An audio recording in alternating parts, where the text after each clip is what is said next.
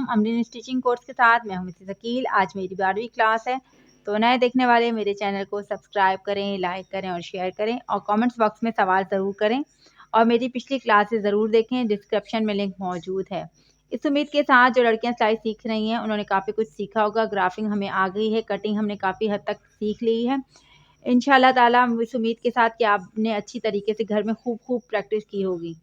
आज मैं आपको सिलाई मशीन के बारे में पहले बताऊंगी। आज की क्लास में सिर्फ सिलाई मशीन के बारे में हम समझेंगे और उस पर रफ सिलाई करेंगे। उसके बाद हम आगे सिलाई शुरू करेंगे। इसके बाद मैं आपको सिलाई और कटिंग एक साथ साथ बताती जाऊंगी कि किस तरीके से हमें करना है। पहले आपके सिलाई मशीन है आपके पास, जो भी सिलाई मशीन अपनी लेनी है, ठीक है, उसको पहले अच्छे तरीके से तेल दे देना है। आपको पता है कि जहाँ पर भी ना ये होल बने हुए थे उसके अंदर तेल दिया जाता है। यहाँ पर दिया जाता है, इसके ऊपर भी देते हैं, लेकिन इतना ज़्यादा नहीं देना चाहिए। और यहाँ इस तरह से यहाँ पर भी दे सकते हैं आप, ठीक है।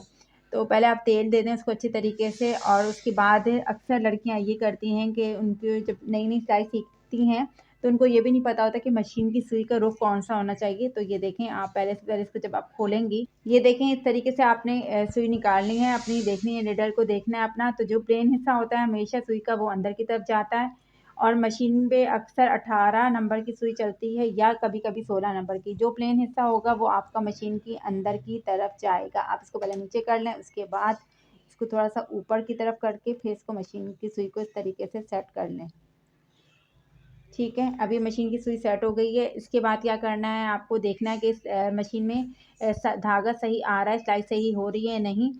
अक्सर आपको ये भी एक बात बताऊंगी कि जब हम सिलाई करते हैं तो कोई कभी कभी हमारी सिलाई कच्ची वगैरह भी आ रही होती है, इसको भी पहले से आप ठीक कर लें। अगर हम सिलाई करते हैं तो जब सिलाई हमारी सही नहीं आ रही थी, अब देखिए मैं आपको बताती हूँ कि क्या वजह होती है और किस तरीके से नहीं आ रही होती। तो ये पहले आप मसले भी मशीन के समझ जाएं ताकि जब आप सिलाई करें तो आपको सारी चीज़ों की नॉलेज हो, ठीक है। फिर ताकि आपको मशीन बार बार बनवानी ना पड़े, आप खुद ही बना लें जो भी छोटे मोटे इसके मसले हैं। जिस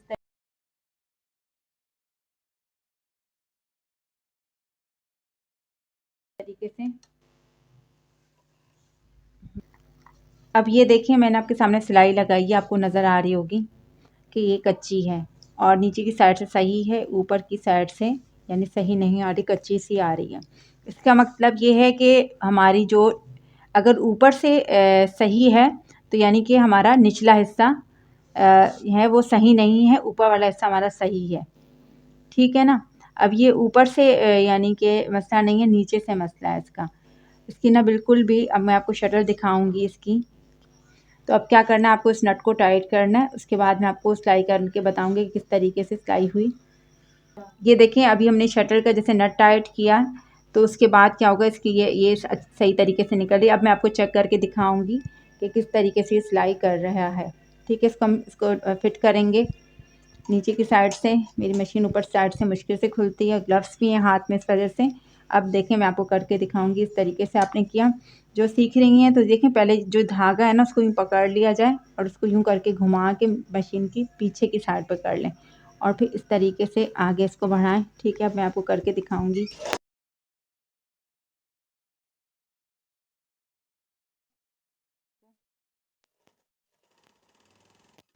अब ये देखें इसकी ये जो सिलाई थी कच्ची थी ऊपर से, अब ये देखें ऊपर से बिल्कुल सही सिलाई आ रही, बिल्कुल परफेक्ट ऊपर से है। ये देखें यहाँ से ख़राब थी, ये अब सही हो गई है क्योंकि शटर का मसला है। और देखें कभी जब अगर नीचे वाली ख़राब हो सिलाई नीचे साइड से तो फिर ऊपर का मसला होता है, फिर यहाँ से धागा सही नहीं खींच रही होती मशीन, तो इसकी वजह से ख़राबी होती है। ये आप लोग घर पे ख़ुद भी आराम से बना सकते हैं इसको। और दूसरा ये, जब भी आप सफाई करें मशीन की तो नीचे की साइड से तो ब्रश ले लें, जो दांत साफ़ करने वाला ब्रश होता है, उससे अच्छे तरीके से आप इन जगहों को साफ़ करेंगी तो आपकी मशीन बिल्कुल सही सिलाई करेगी और ख़राब नहीं होगी। और दूसरा ये कि जब हम सिलाई करते हैं तो देखें, अब जब हम सीधी सिलाइयाँ सीखेंगे तो आप इसकी अब करना भी सीखेंगे किस तरीके से मुझे प्रैक्टिस करनी है। तो मैंने आपको मशीन का बताया कि मशीन में अगर इस तरीके के मसले हों तो आप ये कर सकते हैं। और अगर आपकी मशीन कभी यानी टाप लगा रही है या जंप लगा रही है या तो उसमें ये क्या होता है, सुई का मसला होता है। अक्सर सुई हम सही नहीं लगा रहे होते या गलत नंबर की लगा रहे होते हैं, तो अक्सर वो मसला सुई की वजह से हमारे पास होता है और वो सुई सही से लगाने से वो मसला हल हो जाता है। तो ये छोटी छोटी चीज़ें ऐसी होती हैं जो आपको आना चाहिए। जब अगर आपकी मशीन घर में ख़राब है तो आप उसको आराम से बना सकते हैं। और सुइयाँ जो मैंने आपको वीडियो में बताई थी, अपनी दुकान पे दिखाई थी, वो सुइयाँ आप ले लें, उससे इंशाल्लाह ताला आपको कभी मसला नहीं होगा। और कभी देखें ये चीज़ जो होती है डब्बा जो मिलती जब इस तरीके से लगा हुआ जिसमें नंबरिंग है, ये भी गिर जाती है यहाँ से सुइयाँ टूट-टूट के, तो वो भी धागा कम यानी अंदर ख खींचती है कपड़ा। तो आप उसमें क्या करना है कि आप ये 2 नट खोल के जब इसको निकाल लें और ख़ुद भी दुकान से मंगवा के अपना चेंज कर सकती हैं। ठीक है, ये चीज़ें आप खुद भी कर सकती हैं। इतना थोड़ा बहुत आपको आना चाहिए कि अगर आपकी सिलाई मशीन छोटे-मोटे जो ख़राबी हो गई है तो आप खुद सही कर लें। देखें जब भी हम सिलाई करते हैं तो इस तरीके से रख कर, ठीक है, इस तरीके से सुई को आप देखेंगे कि हमेशा सुई की जो पोजीशन होती है वो किस तरीके से आनी चाहिए। ये देखें आप ना जब धागा डालते हैं तो धागा ज़्यादा से खींच के डालना चाहिए आगे की तरफ, उसको फिर पीछे की साइड पे कर लें, ठीक है, इस तरीके से।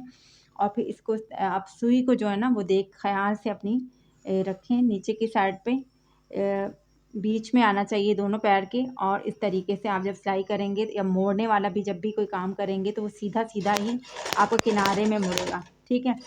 अब ये देखेंगे आपकी जो ये वाली जो साइड है बिल्कुल सेंटर में आ रही है कपड़े के फ़ोल्ड की, ठीक है। और एक मशीन की इस साइड पैर है और एक कपड़े के नीचे पैर है और जो फ़ोल्ड किया हमने कपड़ा वो बिल्कुल सेंटर में, ठीक है। इस तरीके से करने से जो फ़ोल्डिंग का आपका जैसे होगा कोई भी काम तो वो बहुत ही सफाई से आएगा और नीचे मशीन से स्लिप नहीं करेगा, ठीक है।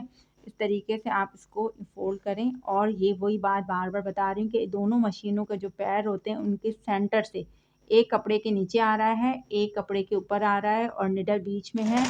तो इस तरीके से आप करेंगी तो बिल्कुल भी अब दिखाऊँगी मैं आपको तो कितनी फिनिशिंग से आया है।